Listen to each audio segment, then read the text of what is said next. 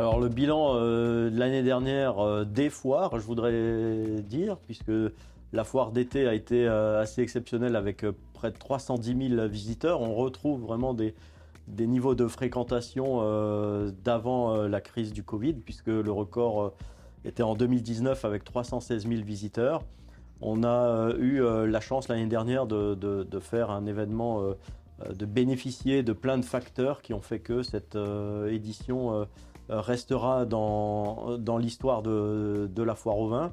Et puis on a fini l'année avec la petite sœur, la cuvée givrée, qui elle aussi a eu une fréquentation exceptionnelle avec 45 000 visiteurs en 4 jours. C'est un tiers de plus que l'année dernière.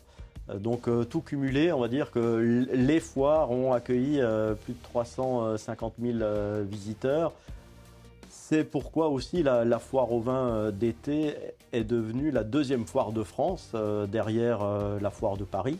Mais on va dire proportionnellement au bassin de population, on est bien loin bien sûr de la population parisienne. Donc pour une ville comme Colmar, pour un territoire comme le Centre-Alsace, la région Grand Est, c'est l'événement incontournable, c'est l'événement phare et on est très heureux de pouvoir porter cet événement qui a été créé en 1948 et dont on va fêter cette année la 75e édition avec là aussi un programme très riche, à la fois au niveau de la programmation du festival, mais également au niveau des animations qu'on va dévoiler dans les semaines à venir.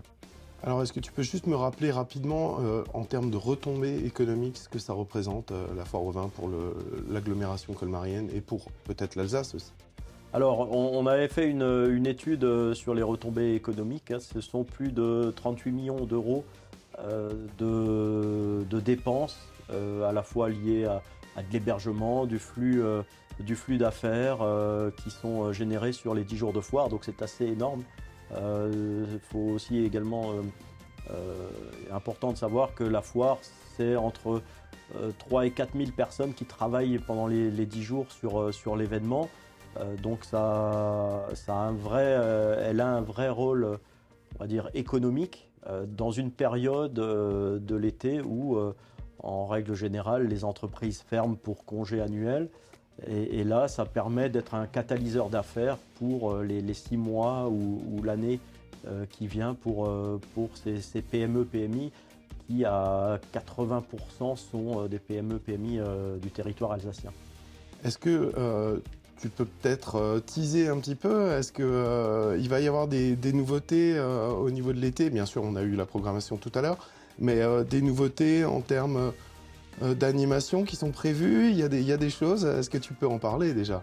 Oui, l'année 2024 va être marquée par un certain nombre de nouveautés, dont bien sûr le programme qui va se décliner en moments forts avec de belles choses à venir.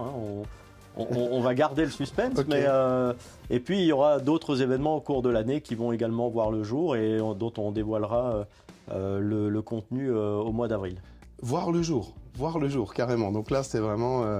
on a la primeur d'une info qui va sortir, donc restez connectés. Un grand merci à toi, Christophe. À bientôt.